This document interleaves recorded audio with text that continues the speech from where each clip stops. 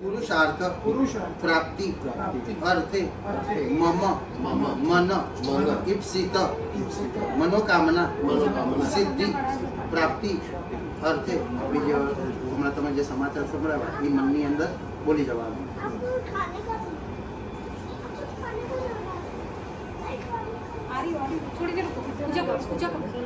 बोलना है तस्य मध्य उत्तरोत्तर उन्नति प्रगति प्राप्ति अर्थे मंगल मूर्ति